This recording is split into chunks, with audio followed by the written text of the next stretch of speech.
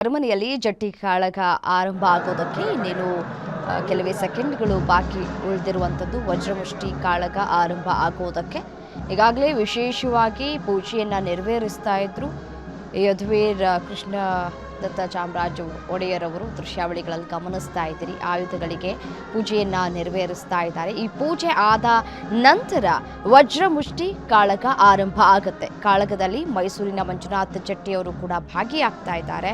ಇದಕ್ಕೆ ತನ್ನದೇ ಆದಂತಹ ಇತಿಹಾಸ ಇದೆ. ಈ ಒಂದು ಜಟ್ಟಿ ಕಾಳಗಕ್ಕೆ ಮುಂಚೆ ಎಲ್ಲರೂ ಕೂಡ ಈ ಒಂದು ಜಟ್ಟಿ ಕಾಳಗಕ್ಕೆ ಯಾವ ರೀತಿಯಾದಂತಹ ತಯಾರಿಯನ್ನು ಮಾಡ್ಕೊಳ್ತಾ ಇದ್ರು, ಇದರ ಇತಿಹಾಸ ಬಹಳ ದೊಡ್ಡದಾಗಿದೆ. ಬಟ್ ಆದರೆ ಈಗ ಇತ್ತೀಚಿನ ವರ್ಷಗಳಲ್ಲಿ ಎಲ್ಲವೂ ಕೂಡ ಬದಲಾಯಿತು. ಯಾಕಂತಂದರೆ ಮುಂಚೆ ಎಲ್ಲ ರಾಜರೇ ನೋಡ್ಕೊಳ್ತಾ ಇದ್ರು. ಈ ಜಟ್ಟಿ ಕಾಳಗವನ್ನು ಯಾರು ಮಾಡ್ತಾರೋ ಎಲ್ಲರಿಗೂ ಕೂಡ ಬೇಕಾದಂತಹ ಅಗತ್ಯ ವಸ್ತುಗಳು ಮತ್ತು ಅವರನ್ನು ಕಂಪ್ಲೀಟಾಗಿ ಅವರೇ ನೋಡ್ಕೊಳ್ಳುವಂತಹ ಕೆಲಸಗಳಾಗ್ತಾಯಿತ್ತು. ಬಟ್ ಆದರೆ ಇತ್ತೀಚಿನ ವರ್ಷಗಳಲ್ಲಿ ಎಲ್ಲವೂ ಕೂಡ ಕಾಲ ಬದಲಾದಂತೆ ಎಲ್ಲವೂ ಕೂಡ ಬದಲಾವಣೆ ಆಯ್ತಾ ಬಂತು. ಹಾಗಾಗಿ ಈಗ ಆನೆ ದಂತದಿಂದ ಮಾಡಿರುವಂತಹ ಆಯುಧವನ್ನು ಇಲ್ಲಿ ಬಳಕೆ ಮಾಡಿಕೊಳ್ಳಲಾಗತ್ತೆ. ಈ ಹಿಂದೆ ರಾಜರ ಕಾಲದಲ್ಲಿ ಸಾರಂಗದ ಕೊಂಬು ಮತ್ತು ಲೋಹದ ವಜ್ರಾಯುಧ, ಕಬ್ಬಿಣದ ವಜ್ರಾಯುಧ ಮತ್ತು ಕರಿಮರದ ವಜ್ರಾಯುಧಗಳು ಎಂಬ 4 ಆಯುಧಗಳನ್ನು ಬಳಕೆ ಮಾಡಿಕೊಳ್ಳಲಾಗ್ತಾ ಇತ್ತು. ಬಟ್ ಈಗ ಆನೆದಂಥ ಆಯುಧಗಳನ್ನು ಅರಮನೆಯಿಂದ ಕೊಟ್ಟು ಸಂಪ್ರದಾಯದ ನಂತರ ಅವರೇ ಅದನ್ನು ವಾಪಸ್ ಪಡೆದುಕೊಳ್ತಾರೆ. ಸೊ ಇನ್ನೇನು ಕೆಲವೇ ಕ್ಷಣಗಳು ಬಾಕಿ ಉಳಿದಿದೆ ಈ ವಜ್ರಮುಷ್ಟಿ ಕಾಳಗ ಆರಂಭ ಆಗೋದಕ್ಕೆ. ಈ ಅರಮನೆಯ ಕಲ್ಯಾಣ ಮಂಟಪದ ಆವರಣದಲ್ಲಿ 2 ಜೋಡಿಗಳ ನಡುವೆ ನಡೆಯುತ್ತೆ. ಜಟ್ಟಿಗಳು ಸಾಂಪ್ರದಾಯಿಕ ಉಡುಗೆಗಳಾದಂತಹ ಕುಸ್ತಿ, ಕಚ್ಚೆ ಮತ್ತು ಬೋಳು ತಲೆ ನಡುವೆ ಉದ್ದನೆಯ ಚಿಕ್ಕನೆಯ ಜುಟ್ಟು ಹಾಗೂ ಉದ್ದನೆಯ ನಾಮ ಹಾಕೊಂಡು ಅಖಾಡದಲ್ಲಿ ನಿಂತ್ಕೊಳ್ತಾರೆ. ಮಹಾರಾಜರು ಅರಮನೆಯ ಒಳಗೆ 3ನೇ ಪೂಜೆ ಮುಗಿದ ಬಳಿಕ ಕತ್ತಿಯನ್ನ ಮೇಲೆತ್ತಾರೆ. ಆಗ ಮಧ್ಯದ ವ್ಯಕ್ತಿ ಒಬ್ಬರು ವಜ್ರಮುಷ್ಟಿ ಕಾಳಗಕ್ಕೆ ಸೂಚನೆಯನ್ನ ಕೊಡ್ತಾರೆ.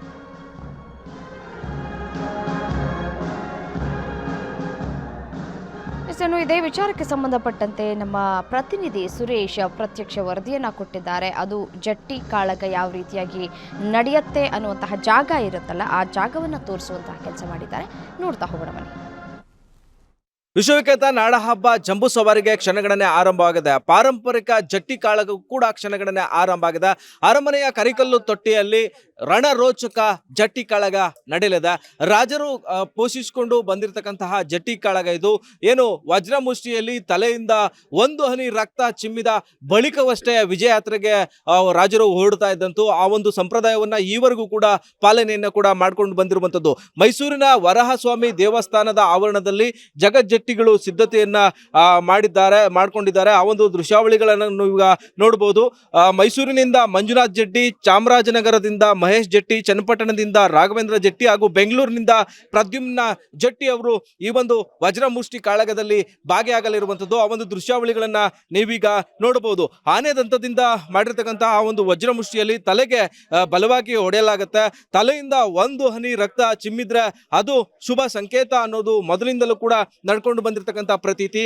ಹೀಗಾಗಿ ಆ ಒಂದು ಸಂಪ್ರದಾಯವನ್ನ, ಪಾರಂಪರಿಕ ಐತಿಹಾಸಿಕ ಹಿನ್ನೆಲೆಯುಳ್ಳ ಈ ಒಂದು ಜಟ್ಟಿ ಕಾಳಗವನ್ನ ಈವರೆಗೂ ಕೂಡ ರಾಜರು ಪೋಷಿಸಿಕೊಂಡು ಬಂದಿದ್ದಾರೆ.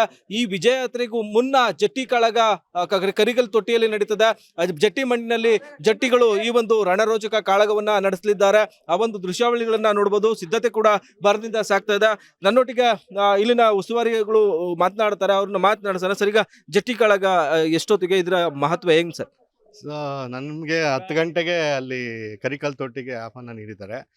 ಮಹತ್ವ ಅಂದರೆ ನಾವು ಮೈಸೂರು ಸಂಸ್ಥಾನಕ್ಕೆ, ಚಾಮುಂಡಿ ತಾಯಿಗೆ ಸ್ವಾಮಿ ನಿಷ್ಠೆ ತೋರಿಸುವಂಥ ಇದು.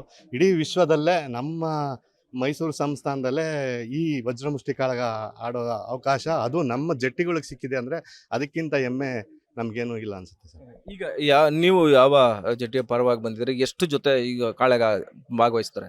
ನಾವು ಬೆಂಗಳೂರು ಗಡಿಯಿಂದ ಬಂದಿದ್ವಿ. ಪ್ರದ್ಯುಮ್ ಜಟ್ಟಿ ಅವರು ನಮ್ಮ ಈ ಸಲ ಯುವಕರು ಹೆಚ್ಚಿನ ಉತ್ಸುಕರಾಗಿ ತಾಯಿ ಸೇವೆ ಮಾಡೋದಕ್ಕೆ ಬಂದಿದ್ದಾರೆ.